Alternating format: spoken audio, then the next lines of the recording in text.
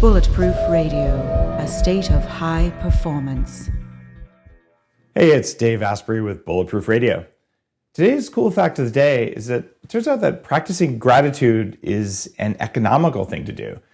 In two different studies with 243 participants, the participants who were 10% more grateful than average had 17.5% more social capital. Now, if you, like me, question how the heck do you measure social capital in a quantitative way, the answer would be, well, it's probably not a very good measurement. But nonetheless, gratitude makes you kick ass for a whole variety of reasons. And that's something I've talked about at the Bulletproof Conference and something that I build into my bedtime ritual, even with my kids, where we name 3 things we're grateful for every single night, because it does good things for your nervous system. And the reason I'm bringing that up today is that you're going to hear from a couple guests, but one of the guests is a friend, someone I first met here at Bulletproof Labs when he came up because he supported Moldy, the documentary that I made about how water-damaged buildings are affecting people's health and performance around the world. But he came up and told me this just profound story that ended up with him being on stage at the Bulletproof Conference.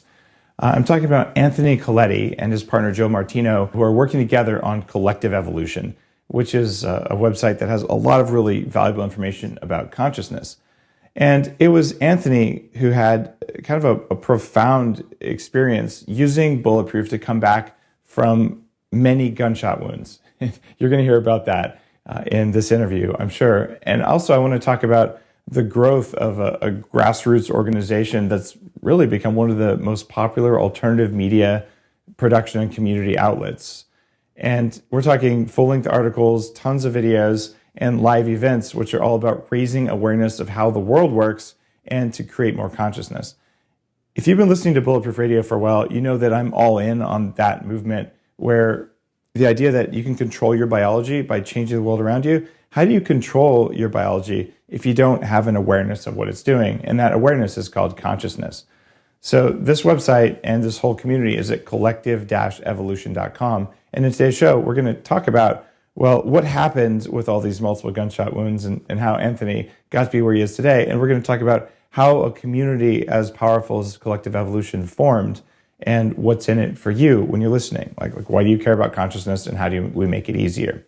So guys, welcome to the show. Thanks for having us. Dave, thanks for having us. All right, Anthony, say something real quick so that people listening know your voice.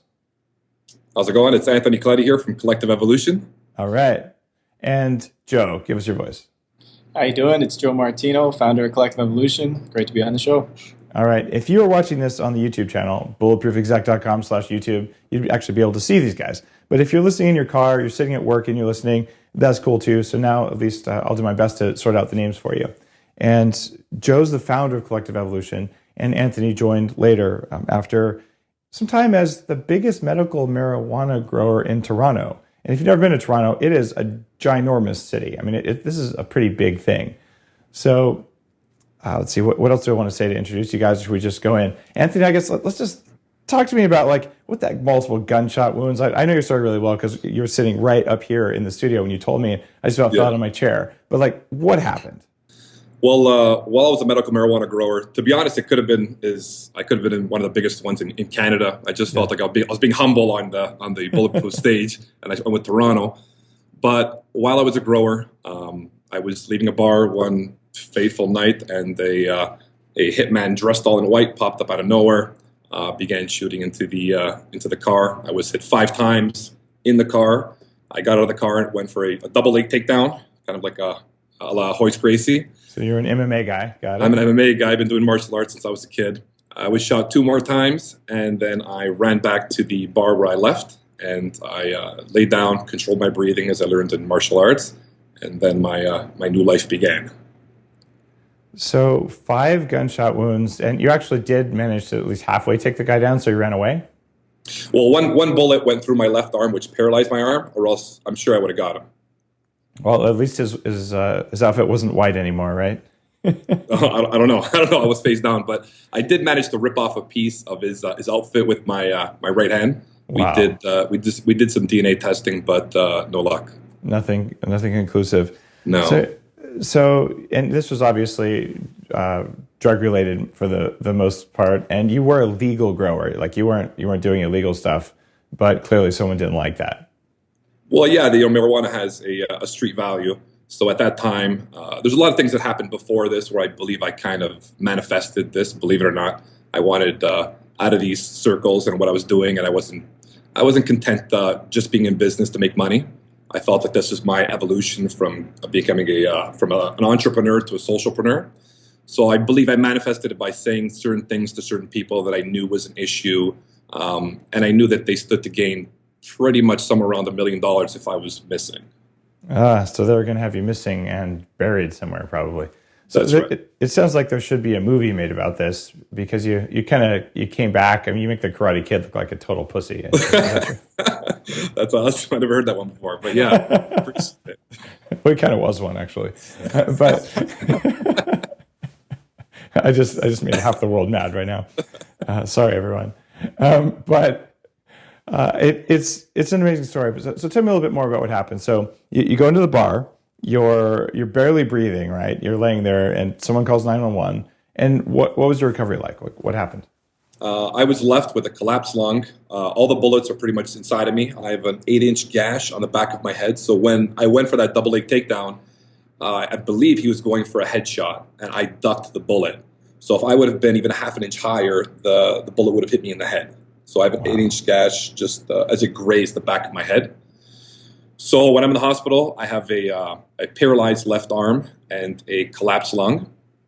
The collapsed lung ended up healing, but the left arm did not for quite some time. So while I was seeing doctors, they basically told me that I had no chance of my arm healing. And they told me if I was 13 years old and not 33 years old, it would have healed. And I naturally asked, what's the difference between my 13-year-old and my 33-year-old self? And they mentioned growth hormone.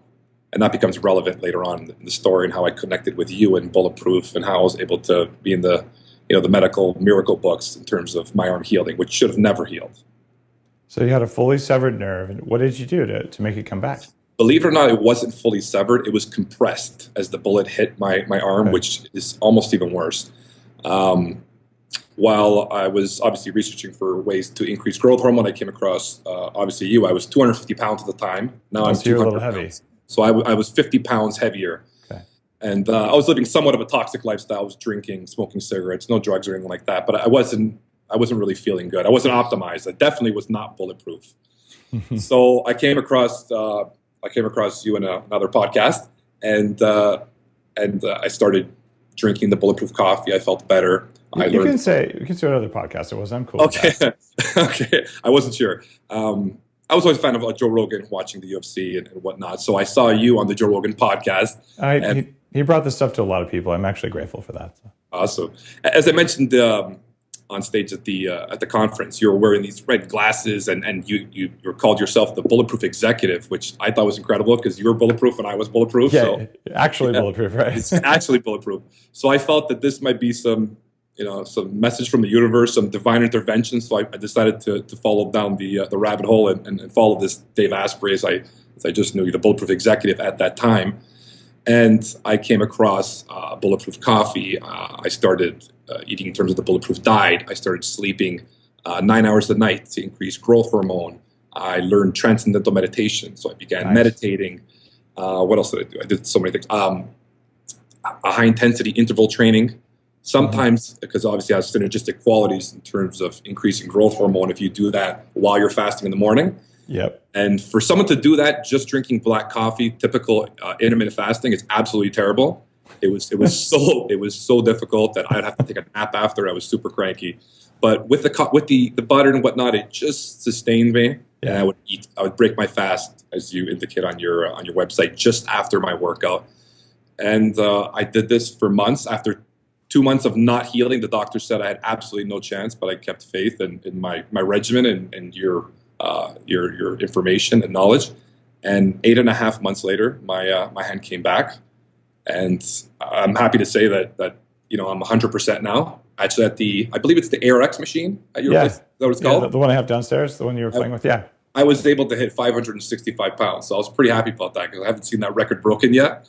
Yeah. So for a guy that the doctor said that I would never be able to hold or lift a glass of water, to bench press 565 is pretty good. You gave the audience at the Bulletproof conference this year. We had about 1,300 people, and you're on stage. And I hadn't planned to have you there, but I was like, this is too good of a story. So you just came up and did like a 5-minute cameo. But like one of the first punches I think that you threw, I was like, I just hit my hand, and you literally threw a perfect punch on stage with an arm that was paralyzed. And this was just recently. Like, when did you get your arm back? It's not even a year ago. So the accident happened on March 23rd of 2014. Wow. So this is all very recent. The scars are still somewhat fresh. And you gave everyone chills when you did that, because like, here's a guy who literally they told you you're never going to move your arm again, and here you are throwing punches, not just moving it. So exactly. When I mentioned to the doctor a few times, I'm like, doctor, would I ever box again? And as I mentioned, I told the story already at the conference, but he just looked away. He didn't even answer me. He thought it was ludicrous for me to ask such a question. And the second time I asked him, he actually got upset. He was like, forget this boxing thing. What are you talking about? You're lucky. I still remember it. It's burned into my brain that he said, you're lucky if you have the strength to carry or hold a glass of water. And I thought that was a pretty grim outlook on the next, who knows how many years of my life. So I refused to believe in that. I followed a lot of your methods, and I'm happy to say that I'm 100% now and 50 pounds lighter. There's something to be said for that. Years ago, after my third knee surgery, and I was about 23, I have a screw in my knee and no ACL. My doctor said the same thing. You're lucky you can walk, and like that's pretty much what you should do. Like, you're always going to be limited. And it was 10 or so years later, I'm like doing high altitude trekking in the Himalayas and stuff that's like literally I didn't think it would be possible. But when a doctor tells you that stuff, you just kind of have to tell yourself, like, screw that noise, and just saying I'm going to do it. That's what gets the signal into your body to keep doing the work. And if you're like, I'm giving up, the part of your body is like, it's not necessary to eat, it's not necessary to have sex. I don't need it. The species will survive if I don't have it. But if you make it a requirement, I think the body responds. Like, there's something basic about the way that works. Absolutely. And this doctor that I had, this hand and arm doctor, was a world-renowned doctor. So he's been practicing for over 30 years, and it was ludicrous for me to believe that I was right and he was wrong. He had so much case study and knowledge behind him. But I just kept faith that this is not the way the story was going to end. And meditation actually helped a lot with keeping my emotional state in check and keeping me positive. And I would do affirmations every night before bed. I would command gratitude thing. I would command my subconscious mind to use all the energy in my body to heal my arm. I would tell myself every night before bed, and I was basically on this 9-month mission where I shut everything down, and I lived with a military precision. I was sleeping exactly at 10 o'clock, waking up exactly at 7. I was swimming. I was using the power lung. I used the power. Nice. The other Bulletproof thing that I don't talk about as much, right? Yeah, those are pretty cool. That helped me with my swimming quite a bit and strengthening my lung, because obviously I had a bullet hit it. So I had a chest tube for 9 days. So for people listening, I imagine most of them haven't found that page on the Bulletproof store, but I have this thing called the power lung, and it's like resistance training for your lungs. So you like breathe in and breathe out through a really high resistance. It's not like one of those masks you wear when you're training to reduce your air intake. This is actually like hardcore muscle weightlifting. It's hard to explain, but singers and vocal performance use it. But I hadn't thought, of course, after a lung injury, to be able to train your lungs that way, whereas I don't know what normal lung physical therapy looks like, but I imagine it's probably not quite that aggressive. Well, they were giving me a device where I had to kind of lift this ball, but it became very easy really quickly. And when I really needed to strengthen things up, the power lung really helped and really, really improved my swimming. That's cool. It changes your respiratory volume and your VO2 max in a useful way. That's one of those weird biohacks that I put on the website. I'm like, this is too cool not to have, but it's not a big part of what I do. So you really dug in on the work because you found it. Yeah, absolutely. And that was called the power lung for people listening. And I didn't invent the thing. I just discovered the thing. I'm like, all right, this thing is kind of cool. So you're cruising along now, and you are now at the Collective Evolution. You're doing a podcast with Joe. And let's just tell me how you guys connected, and then I want to go into Joe's story because it's really cool why he started Collective Evolution. So first off, how did you guys meet? Okay, there was basically a chain of events that led me to Collective Evolution. Again, I think this is some type of divine manifestation. If it wasn't hard enough to recover from getting shot 7 times, I had a close family member actually pass away, and this particular family member would love to post online and on Facebook, and I wasn't much of I didn't like to expose myself or share on social media. So out of respect for that person, I posted the last text message conversation that we had together, and I wrote something about it. And a guy, Giovanni, who's now the co-host of the Gene Coletti show, who he reached out to me, and we hadn't spoken for over 10 years. So we would meet up once a week for lunch, and we would talk about everything we learned from Bulletproof to different ways to meditate or consciousness and how we interact with other people and ourselves. And eventually he told me about an opportunity with Collective Evolution. He said, we can go and meet Joe. And interesting enough, when you meet Joe Martino for the first time, you don't meet him in a boardroom. You actually work out with Joe Martino. So we go in Joe Martino's backyard and we do this crazy, I thought I was in really good shape because I would do kettlebells and all this crazy training. And he's like, no, we're not doing any weights. So I laughed it off, but we did some crazy calisthenic workout, which left me almost bedridden for 2 to 3 days. So it's been history ever since. The convict conditioning kind of thing, or what, like body weight? Yeah, a lot of body weight stuff. Yeah, I have it set up in the backyard. Nice. Very cool. Maybe I'll come work out with you one day. You can kick my ass because I'm pretty much all ARX. So I've got lots of strength, but I'm probably not as functional as I could be. I do the Bulletproof Vibe stuff, but I'm always impressed at some of the bodyweight stuff. I'll do my handstands. That's about it. So maybe I'm a little weak, but I'm doing all right. I'm old. I mean, strength is the number one anyway, right? I mean, strength and mobility. Yeah. Key. So let's switch gears a bit. So you're clearly into exercise, like you're a fit guy, but Collective Evolution isn't really mostly about that. It's about some other things. Walk me through Collective Evolution and then why you started it. Like what's your story? Because it's pretty cool. Yeah, absolutely. So, I mean, I was that kid coming out of high school that had no idea what they wanted to do in college. And I essentially succumbed to the pressures. The family, everybody's like, go get a degree, go get a degree. And I think for some people that's their path. And for me, it just wasn't. It was like, I wanted to do things with my hands. I wanted to do things differently. I wanted to do things my way. And I unfortunately succumbed to the pressure and I went to college. And that led me down a journey where I was feeling really unhappy about the state of my life and what I was doing. And ultimately, it kind of led to a point where I was quite depressed. Like I was feeling really down about what the future of my life might look like, or can I really do this? Is this where I really want to be? And through that experience, I had a lot of reflective time, which ultimately led me to deciding that if I want to do something for me, for my life, I don't know what that future looks like, but I got to start doing things that I love and that are meaningful to me. So I left college and I started to just explore, right? Once you get on that tip of like really learning and exploring more about yourself, how your beliefs are formed, how your ideas are generated, like how your body works, all this sort of stuff, you start to connect with a deeper aspect of things. Like you start to connect with consciousness or your own spirituality or, like I said, the beliefs and the programming. And that led me to this, this was 8 years ago, led me to this point where I was like, I was looking for this information so much, but there wasn't like a ton of places that had it.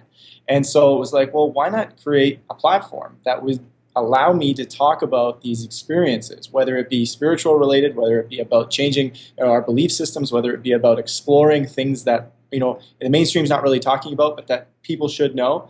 And that's how Collective Evolution was born. It was trying to give people a platform to talk about all the different changes, both in consciousness, but in information in general, that were going on. Because, I felt like there was also something special going on in the world. There was like this awakening, this deeper aspect of people were really starting to ask questions and find things out.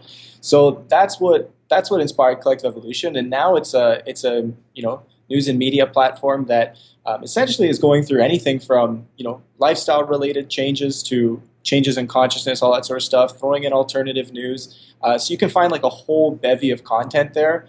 And it's all written in our own style and perspective, which we try and keep very neutral, very open-minded. That's kind of our main quality that a lot of people recognize. Okay, I understand that. I've actually shared a bunch of your posts because a lot of it's really good stuff. And so you basically went to college. You were like, I'm not satisfied. Instead of doing what most people do, which is, I might as well finish my degree and sort of, hang out. You decided to go a little bit, just quite. How many years of college did you do before you decided to change gears? Oh, it's a funny story. I lasted a semester and a half, left that program, went into another program about a year later, lasted a semester and a half, left that program, went into another one about 6 months later, left that. So I think in total I have about 4 unfinished degrees, all of which I've spent anywhere between half a semester to a year doing. Got it. So it took you a while to listen to yourself there.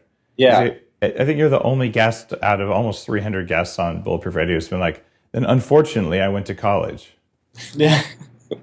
You actually said that. I was kind of laughing to myself. But you're like, if it's not right for you, it's not right. And Exactly. do you mind if I ask how old are you?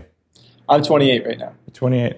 So there's a lot of people now under 30 who are looking at the numbers and saying, like, do I really want to go to school? Because they've made so many universities now, and they're of varying quality. And having a degree doesn't mean that you'll have a job, but it does mean you'll have debt that cannot be discharged by bankruptcy. And man, if I was starting over, I don't know if I'd go to college or not. I mean, I have an Ivy League MBA from one of the top business schools out there. It's helped me enormously. And if someone has a chance to get an Ivy League education and they want to do it, it will open doors for you, unquestionably.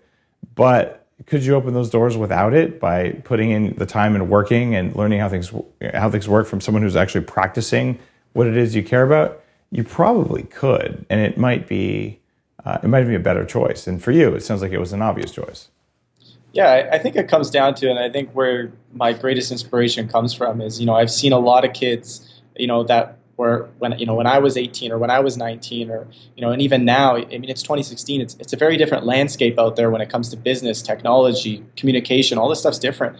And my main inspiration is like don't go to school, get the education if you have no idea what you want to do. Only because I've seen it happen to so many people, so many of my friends, where once you start on that journey, it's really hard to kind of break out of the shell again of you start getting into that that training of okay, I'm going to do this, I'm going, I'm doing it, and you're not enjoying it, right? You're feeling uninspired by it. It's hard to inspire yourself after. So my thing is that you can go to school anytime, right? At any point in your life, you can decide, hey, I know what I want to do now. I want to go get that education. So I'm really about try not to batch educate yourself, i.e., I'm at that age, I'm supposed to do this, unless that's what you want to do. I studied computer science and information systems and a form of artificial intelligence, and I spent almost 20 years in a career doing that. And you go after 20 years of working in tech and business to business and stuff that was exciting in the early days because we really needed that stuff to do neat things. Google's first servers went into my company's data centers. But now it's like, okay, a lot of this stuff's done. What's really interesting, I'm back to coffee, which was my passion in college.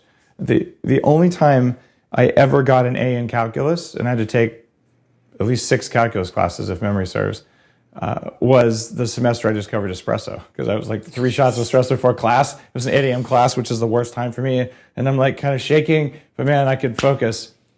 And, that passion, it comes around. So what would you say to someone, and keep in mind, you're 28, you're kind of at the beginning of your career still. Yeah. What would you say to someone who said, should I follow my passion? Would you say yes, absolutely, or? Yeah, I think it all depends on people's situation, right? Because there's a reality of, do you have a family? Do you have responsibilities that are big? All these sorts of things. And, the way I teach it is always, following your passion doesn't always mean that you have to make money at it, right? And sometimes you don't know at the beginning when you decide to follow your passion that it's going to turn out into something that was going to be a career. I didn't know that Collective Evolution was going to pay me one day. And to be honest, it wasn't really what I was thinking about. I was very much like, okay, I want to start doing this. I have a job right now. I'm going to do both at the same time. I'm going to build it. I'm going to keep rolling. But the way I see it is, if I can bring what inspires me into my life, even in small doses during a week, during a day, whatever it might be, that's going to help lead me to a place where I'm feeling not only more inspired within myself, but it shines. It's going to open doors for you. People are going to come and be like, hey, man, you're really into that. Like, I have this guy who can, and then next thing you know, you have a door open where it's like, I can go do this business, or I can, turn what I'm doing into something that's bigger, right? And I very much believe in bringing it into your life as much as you can and allowing it to unfold and being open to the possibility that it can turn into your career. But you don't have to go, all in necessarily to see if that's going to happen. That's a similar thing for me. I was a VP at a big company after a lot of years doing this kind of thing, and I started blogging because I'm like, what if someone had told me when I was 20 what I know now when I'm 40, having lost 100 pounds, having like got control of my brain and all this, like it would have completely transformed like the trajectory of my career and also just my life. Like I would have been a much nicer person at a much younger age, and so. I didn't know that would turn into a job for sure, not at all. And like I'm just going to share some of this knowledge because I spent hundreds of thousands of dollars getting it, and frankly, that sucks. Like I'd have rather like bought a Ferrari or something, and I was driving an 8-year-old car at the time, but like it doesn't matter. Like what matters is that the knowledge is out there. So I think it's cool that you had the same experience where you're like, okay, I'm just going to start sharing something that matters, and maybe there's a job in it, maybe there's not, but you still did something that was good. Yeah. And ultimately, that it's inspiring. Where are you taking it next? Like, what's going to happen with collective evolution? Like, what's motivating you now? Yeah, so education was, through my experience with education and sort of not enjoying aspects of it, I took a lot from it. And when you get all the feedback from other people of what they enjoyed and didn't enjoy about education, you begin to recognize that, there are certain gaps in the current system that we have now that are incredibly important for people to know, learning more about, yourself, learning more about, aspects of consciousness, aspects of spirituality, how to function in this world optimally, whether that be, again, health, business, wellness, whatever it might be, communication, relationships. And I find that a lot of people are coming out and they're wanting those skills, but where are they going to learn it from? So for us, it was kind of like, how do we, take what this initial inspiration, this platform of let's start informing people, let's start giving people stuff that, we believe that they need to be exposed to.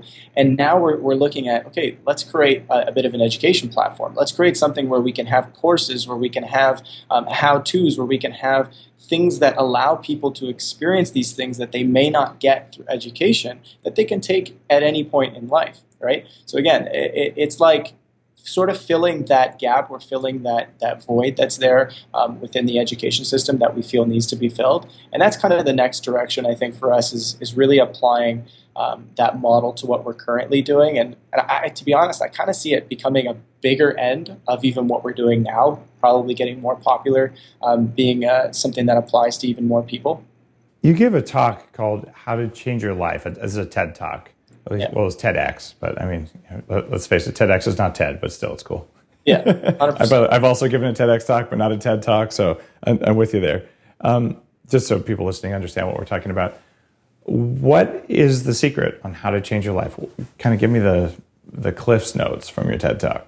Yeah, I think probably one of the most important aspects that sort of is the core foundation of everything is really developing that internal awareness, that's becoming more self-aware about who you are, how your beliefs function, how your emotions are ruling your life, really connecting and being open to the fact that change is like the essence of our world. You know what I mean? Like everything is changing, everything is constantly moving. And if we get stuck in this idea of being stagnant or seeing the world as very rigid, what ends up happening is change can take forever. And change can be something that we're always avoiding or that we're always trying to ward off as like, oh, I'm uncomfortable with this. But when you're open to it, things can happen very quickly. So I think self-awareness is huge, and really being open and believing that things are possible. So you change your life by driving self-awareness, and you get self-awareness by going to collectiveevolution.com. No, just kidding. How do you actually get self-awareness? Like, what's your path? Because you're doing pretty well. Like you're 28. Usually if you look at the Ericksonian stages of adult development, you go through this phase in your 20s, early 20s, late 20s, and there's like a 30 to 40 and 40 to 50. So you're kind of ahead of the curve a little bit. What did you do to get more self-awareness than average? Yeah, so spending time on self, right? Again, this goes back to we spend a lot of time when we're young, things that are like fun and entertaining and joyful and like, the partying and this, that, whatever, which I had to some degree in my life. And then the other part of what we're spending a lot of time doing when we're young is school and education and the courses and the stuff that we're doing there. But I think there's this whole other level of developing an individual that is incredibly important, which I spent a lot of time on in my early 20s. And that was understanding myself. So again, going back to the belief systems, I would do things like, writing out on a journal. Like I would keep a journal of how it is I felt about things, and then going, okay, so I feel this way. Why do I feel this way? Like how? Like what belief system is running this? You know, where did that even come from? Why do I have this emotion that's making me feel this way? Why do I believe that my physical body, like I have to do things this way? Like what is it? And when you start breaking down those barriers and kind of opening up and spending the time doing exercises on yourself and really discovering what it is that you're about, it totally changes your perception of the world, of yourself, and of what you want to do. And I would say that's kind of just how I got to where I am today was just spending the time and doing the exercises or the courses or whatever it might be to learn more about myself. What's your top 3 most effective things that made you learn more about yourself? I would say meditation, 100%. I would put a meditation and visualization practice into my day almost every day. And you use TM or a different one? I don't use TM. I'm familiar with it. I have at times. A lot of what I use is just kind of my own little personal 6-step. Developed. Okay. Yeah.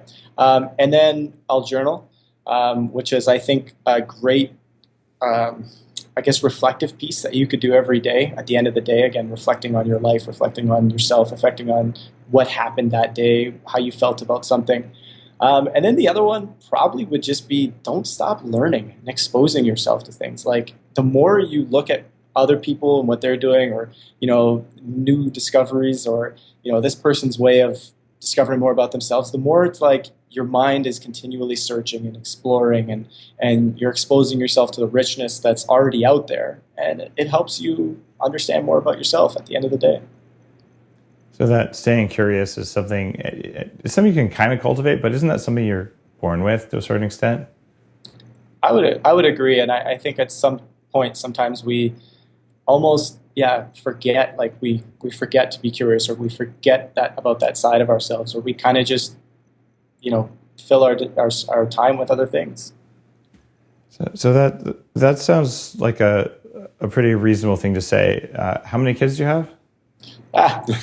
0 so far. But, that you know of. No, just kidding. But if you look at it this way, I got 10. 11 kids here that I got to watch over at the office. So. No.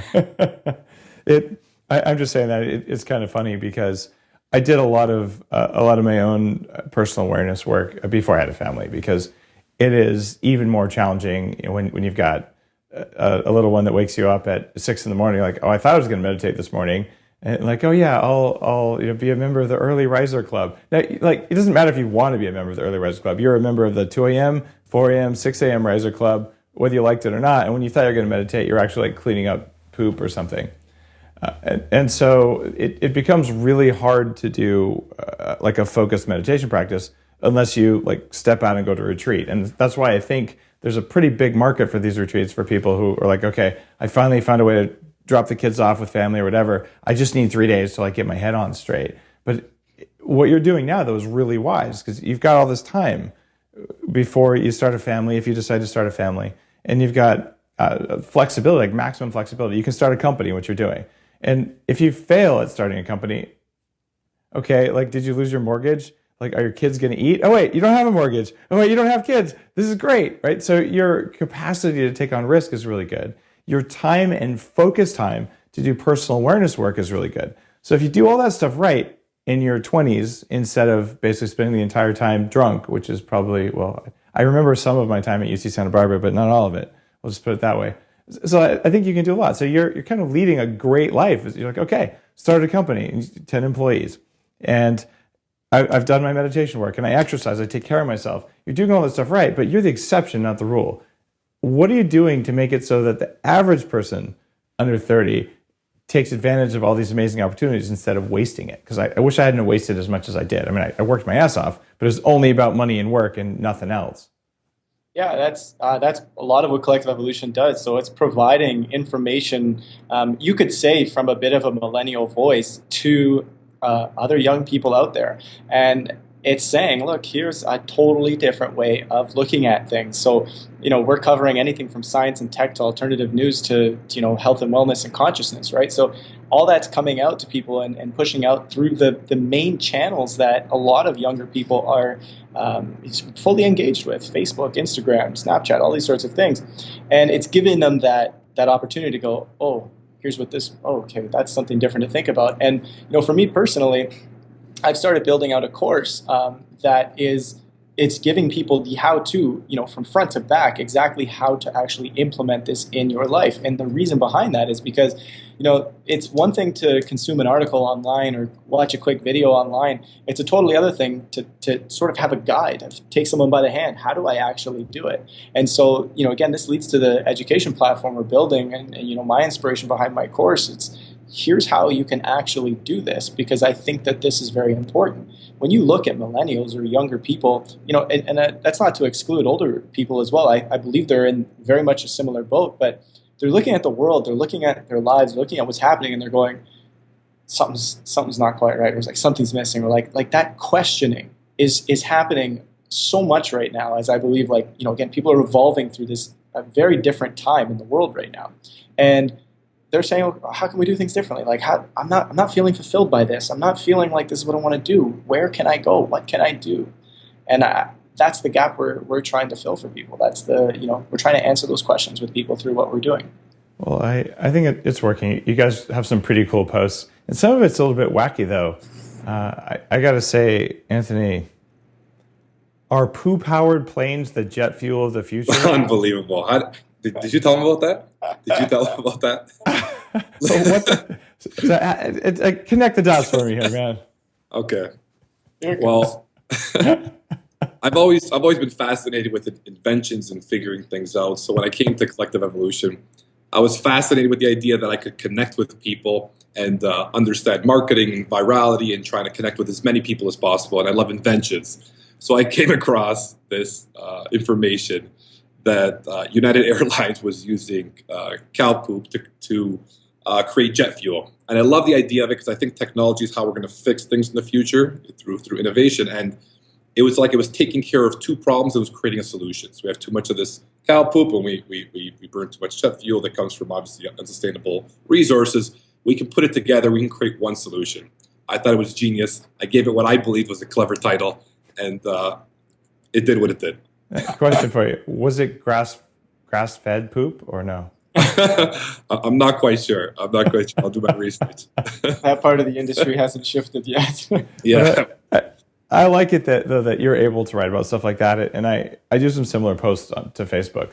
Like I posted yesterday about the team that's working to protect Earth from comets and asteroid impacts. And you realize, because I'm curious, like you, Joe, you realize, okay, I'm not paying attention to this, but there's someone who spent his entire life focusing on, all right, how do I track all these things in orbit, and what are we going to do if something as big is coming our way? And you might think, well, this doesn't really matter, right? But when you're curious about things and you look at it, you're like, well, maybe it does. Another guy was on the show, Graham Hancock, was just on. It just published. It was a really popular episode. And Graham just published a new book about, well, here's all the incredibly detailed evidence. In fact, I would say overwhelming evidence that about 12,000 or so years ago, actually a comet did hit the ice cap. And in fact, it formed the island that I live on now, at least parts of it. And the native people who lived here when the comet hit still have legends about it that he actually wrote about. They're called the Cowichan tribe.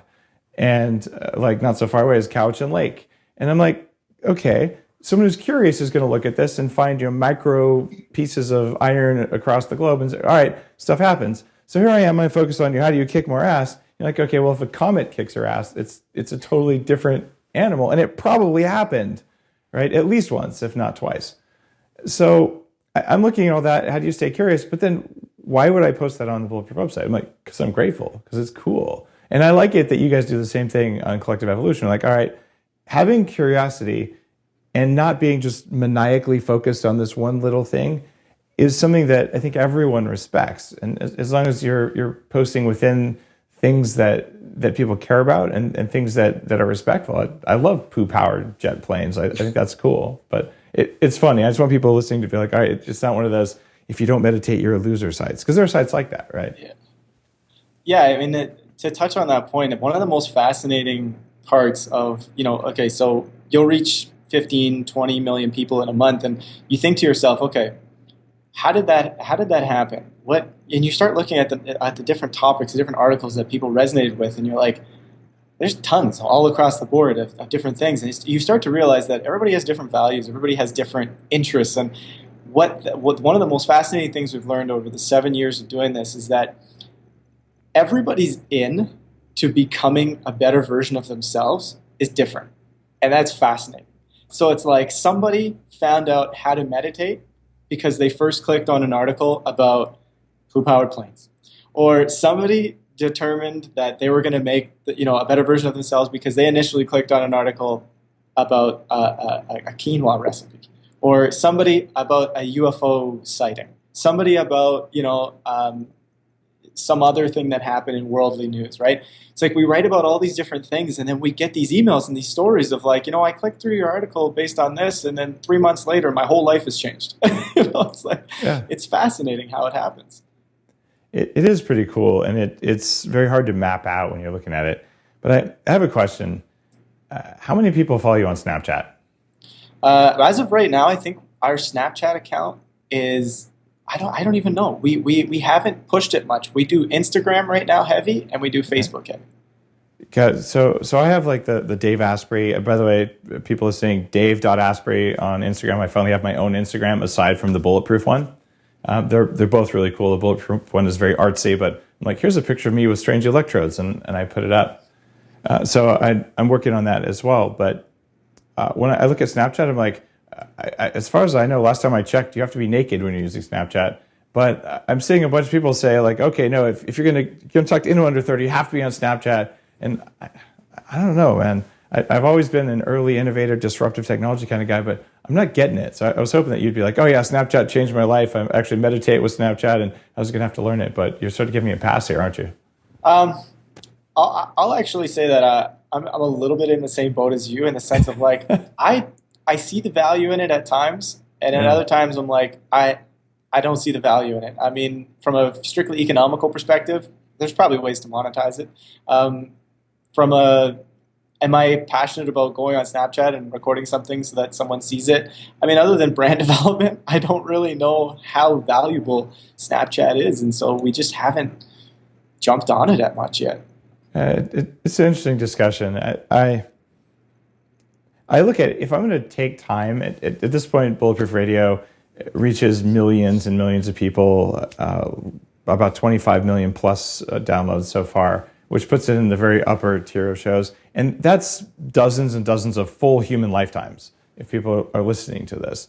So if I put all of my effort into making content that isn't murdering people by wasting all their time, well, all right, then I've done something good. But if I'm on Snapchat and I make content that I put my very best effort into that's going to help people, and it goes away after a day, I'm like, well, I don't actually want to make content like that. Yeah. Like, I'm not going to put my all into it. What I'm going to do is be like, hey, here's a picture of me eating breakfast or something. But then I'm wasting people's time. So maybe I'll turn around. But right now, I recognize stuff you don't have to store and then have pressure to remember all the times. It's like an actual conversation. I totally get that. I'm like, but I don't want to have conversations. I don't have meaningful conversations that are worthy of being transcribed, right? Yeah. And that's it's maybe just a different goal. Yeah, and I think the interesting question is given the uptake of these types of applications are through people probably 30 and under is the majority of the audience, you got to think, is this really the future of where things are headed? Like, is it actually this quick gonna disappear content, and then therefore we need to learn how to talk to people in this way? Or is it just kind of a completely fun social app that is just gonna have its time one day? Well, from a consciousness studies perspective, and you guys are really into consciousness, the normal life that we live is actually a series of conversations that you don't store and record, right? And that's a good thing because it's not necessary. However, I'm not that interested in living a normal life. That's not what I do. Like I'm abnormal in every way possible, because if you're going to live in a state of high performance where you're going to have access to all your faculties, or you're just going to be conscious, you're actually abnormal, because the average person hasn't done that much personal development work. They haven't developed their consciousness. They haven't developed their ability to move in the world. They haven't developed their ability to speak. And when I look at all those things for myself, I'm like, all right, I love to have some of those conversations, but I usually have those in person with people that are my family, or people who are like really amazing to me, people I really love spending time with. But those are face-to-face physical interactions. And I don't know that I want to replace that with that time online. The time online, I'm going to help millions of people. I'm not going to help one person or a small group of people on Snapchat, but I could communicate with them that way, but it just doesn't feel like the return on investment of my attention is there. And I want someone to convince me otherwise. Like, maybe we'll get some great comments on this post or on the podcast, because I don't know, I just don't get it. But that's why I have questions about it. And I don't normally talk about this kind of stuff on Bulletproof Radio, because we're always focused on human performance and awareness and things like that. But it feels like there's a connection between social media and that. And I figured you guys might have a good answer, because you're a good 15 years younger than I am, which is just enough of a gap that you probably see the world pretty differently. Like, I remember getting my first microwave oven. You were born with a microwave oven. Like, that's a huge difference. Yeah. Do you have anything to throw on that? Well, one interesting thing I wanted to touch upon is you mentioned Graham Hancock. So we had Graham Hancock recently on the podcast as well, and I saw him on your podcast. And one of the other type of businesses, spin-offs that we're creating to expand consciousness and get our word out rather than just the website, is we created a live stream. So Graham Hancock was doing his book tour for Magicians of the Gods, and we had a live stream of him, so we got the word out. And to touch on another point, you mentioned face-to-face interaction, possibly for a father that has children. And I mentioned this to you a while ago, is we're starting a retreat center up north. So this is in northern Canada, where people can go for, say, a bulletproof full immersion week, where 20, 30, 40, depending how big we're expanding. We're renovating it right now. And you can do things face-to-face rather than just online. Some people prefer that type of interaction in the flesh. Yeah, so it kind of goes back to, there's a couple ways to look at it. And you look at it in the evolutionary sense. It's like, well, we keep advancing our technology, advancing. As soon as everything's just going to be VR, and we're all going to be like disconnected. But then you look at the research that comes out that shows the incredible value of face-to-face contact and of connecting with another human being. And you go, well, what's happening here? This is going here, this is going. And my thing is, I'm all for technology, and I'm all for that, and simplicity and efficiency and helping us do that. But I'm also very much connected to, I think we need human contact. We need to maintain that for our health, for our wellness, for truly connecting with an individual and growing and learning, evolving together. Right? It's. I don't feel like it's the same as biological beings to do all of it through technology. Well, the interesting thing, something I talked about very early in the quantified self movement, like in 2011 or something, is heart rate variability. And it turns out you can measure the magnetic field around your heart. And your heart picks up other magnetic fields. So there's a transmission thing, and it just doesn't come through on your cell phone very well. No. It actually does come through, in that we know that magnetic fields continue into infinity. They just drop off at the cube of the distance. So they get weaker and weaker. But if you're on Mars and you have a sensitive enough detector, like whatever my heart's doing is actually making a signal. So there is still something, but most people are not that tuned in to listen to that. But when you're in a room with someone, like, you can feel their presence. Like, we've all felt that, like the hairs on the back of your neck go up or whatever it is. And you're like, all right, I want to be around that person. And you don't know why. Well, there's a reason, and it's biological. And it may be spiritual, and it may be something else. But I'm not sure we're getting that. And that's why I want my conversations that go away after 24 hours to be in real life, where you look someone in the eye versus look at a picture of them in the eye. Does that transmit over Snapchat? I think I have a special magnetic attachment for my cell phone. I don't believe it does. Very Not clever. yet. Give them time. Well, interesting enough, when you mentioned intuition, I forgot to mention that when I was getting into my car that night, and when you got shot. When I got shot, this is on video surveillance, that I opened the door and I stared at the minivan. There was basically a getaway driver, and the shooter was crouched behind my car. So I opened the door and I'm staring at the van. And the detectives asked me, like, what was I staring at? I stared for a few minutes, and I felt things going off. I wasn't sure what was going on. I'm not sure what I was feeling, but I knew that something was wrong. And eventually I got into the car because I didn't know what to do. I didn't know what the next move was. And I always think back to that, and I'm trying to hone that skill a little more. And I think when you meditate, when you're around good people, when you're not unusually stressed and you're eating good food, I think you can heighten that skill quite a bit. Well, I asked Mark Devine, who's a Navy SEAL commander, runs SEALFit.com. He's been a guest on the show, and we're friends. And I asked him on the show, and we even chatted offline about it a bit. One of my friends, who's a long-range recon guy, told me, he's like, Dave, you know absolutely when someone has you in their crosshairs. Like really? Like he told me this many years ago. I'm like, that sounds like BS. And he said, no, you just, like in the training we do, you just feel like, he goes, it's like a burning, like a flushing feeling on your body. And then you just know. And then like you should duck. and he told me this, not because he was bragging, but he was telling me someone, like he walked in on actually a pot deal, like a big truck sized pot deal. And he's like, I could tell right away someone had me in their crosshairs. And he's like, so what did I do? I stopped and I sparked up a bowl, and then they just thought it was a pot and they let me go. True story. So anyhow, though, I was like, what do you mean you could do this? So I asked Mark, and he goes, oh yeah, absolutely. Like we all know that. So what you felt there, it's legit. Like on some level you knew, but you didn't trust your intuition. And in my own path, it has shown me that I think most people have intuition, some more than others, and some people it's trained more than others. Certainly I've trained mine everywhere I could think of. But just because it's trained doesn't mean you know how to listen to the signal. And that whole art of consciousness, that stuff that we're talking about there, is the signals are all there. They're just not labeled, and they're all mixed in with all sorts of other crap. And if you could figure out what's a good signal and what's noise, well, now you're like fully enlightened or something. That's kind of the hard challenge of life, right? But it's doable. And I think what happened for you, Anthony, is your body's like, there's a threat here, like pay attention. And you were doing what the deer in my front yard does. Freeze and look, right? Like, and assess. You went right into your primal mode, but you didn't have the connection between that and like go back into the bar right now, like something bad's happening. And if you'd have listened to that, your life might be very different now than it was before. So like I said, all things happen for a reason, but I think this stuff is fascinating, and we need a hell of a lot more science around that. And for every skeptic listening to this who says, oh, that can't be, you know what? Pound sand, guys. Like science is the study of this kind of stuff. Yeah. Right? And if you're going to say you can't study it because it's impossible, therefore it didn't happen, you're actually a fundamentalist. You're not a scientist. And I'll say that right now. Yeah, there was more than just holding the door open and looking at the van. I used to work from morning to night. At that time, I was a full entrepreneur, just trying to make money, only focused on the bottom line.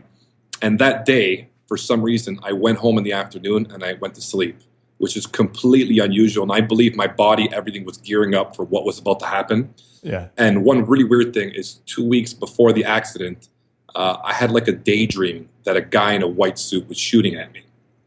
So I really, like, I know this. I'm naturally a skeptic, but I'm telling you exactly how it happened. And these things were, I could really feel them as much as you could, see something or tangible or touch something. The signs were very, very strong. Yeah, absolutely. And I always like to touch on, Institute of Heart Math and the Institute of Noetic Sciences is so much of that type of research, the study of, these quote unquote unmeasurable things. There's so much science behind it. It's like to say that there's none is being behind the times dramatically because it's been around for so long, right?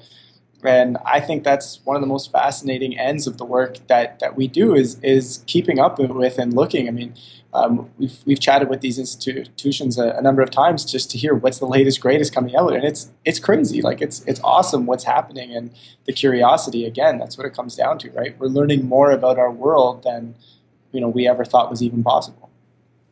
Absolutely true. And speaking of learning more about our world than you ever thought possible, you knew this question was going to be coming up. You guys have been prepping for this for weeks, right? But I want to ask each of you the bulletproof question.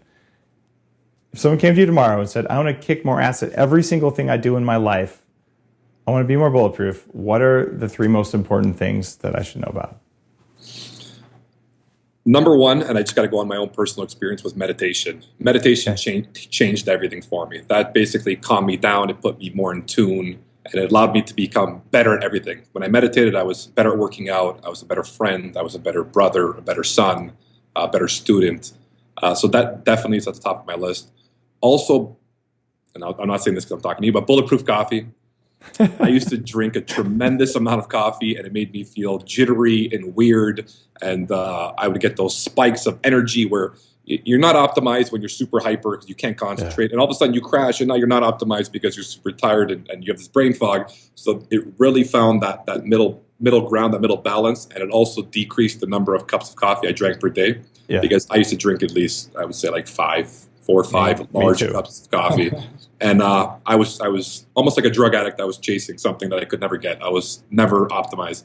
So that's number 2. Number 3, I would have to go with sleep. I sleepwalk, so I've always had trouble sleeping. And once I got everything else into gear, and I knew to not look at blue light and to tone down later on the day, not drink coffee past 2 o'clock. I also have the sleep mat. Nice, a sleep induction mat. Yeah, absolutely. Once I got my sleep in order again, I felt much more optimized. My concentration was better. I was able to learn. I was able to, again, the emotional stability. I didn't find like that I was flying off the handle, and I felt like a better version of myself. So guarantee those are my top 3. Well, I used to be kind of a dick, and like I said, people don't believe it, but that emotional variability thing, we don't have stable energy. I've said some things I wish I hadn't have said because I didn't have good control of my brain, because I was just getting stuff that made me jittery or not getting enough energy in. So I'm with you there, man. It's kind of life changing when you're like, oh, this is how I'm supposed to act. So, well, and thanks for the plug. Wasn't necessary, but I can tell was sincere as well. It's one of my big things too. So I'm with you. Thank you. All right, Joe. Yeah, so I mean, not to sound like a broken record, but I am going to start it off with meditation as well, mainly because I think I'm a sports guy. I played sports growing up like crazy, and there's this sense of when you're in the moment in sport, just like in life, and I think people have an easier time in sports sometimes, you could just see everything, and you become so optimized that you're able to perform at a completely different level. And you look at a lot of the best athletes; they're all meditating. Yes. So meditation's huge, and it applies to life. Everything you guys just mentioned about meditation, I'm 100% in agreement on. I'm gonna switch script and say movement as well. I'm big on movement because mobility, having the physical body performing and feeling good and all that sort of stuff, changes the way your body functions energetically as well. So you feel like you have more energy. You feel like things are moving around. It activates a different level of creativity, I feel, and so a little bit of movement in the morning, even like a simple 6-7 minute stretch routine or movement routine that I do. There's also, when you're having your meetings, when you're doing creative things, don't sit down, move around, keep it flowing. That's a big thing. The last one, I'm just going to bring it back to probably something as simple as like, I don't want to say all the things I previously said, but just self-awareness. I mean, that happens through meditation, but it also happens through just deciding to look at yourself and look at how you function, how your belief systems are formed, all this sort of stuff, because it will tell you how you're operating and let you know how you can change to operate more optimally or more open, or all these sorts of things that I think can lead to a completely different version of yourself. Very cool. Well, thank you for sharing that knowledge. And let's see, the name of your podcast? The Gene Coletti Show. Gene Coletti Show and Collective Evolution. That's collective-evolution.com. Any other places that people who are interested in your work should go for either or both of you? By the time this comes out, I'm going to have anthonycoletti.com. So after doing, I have to thank you for this, doing the talk at the Bulletproof conference, I had people approach me for motivational speaking and to go down that route. So I'm pursuing that just to get the message out and tell my story. Awesome. And then Joe, is there any other site we should be sending people to? I would just say for Collective Evolution as a whole, I mean, we also are on Instagram, we're on Facebook, Twitter, all that sort of stuff. Those are our main spaces. Awesome. Well, thanks guys for being on the show. I really appreciate your time. We appreciate it. Thanks for having us, Dave. It was awesome. Yeah, absolutely.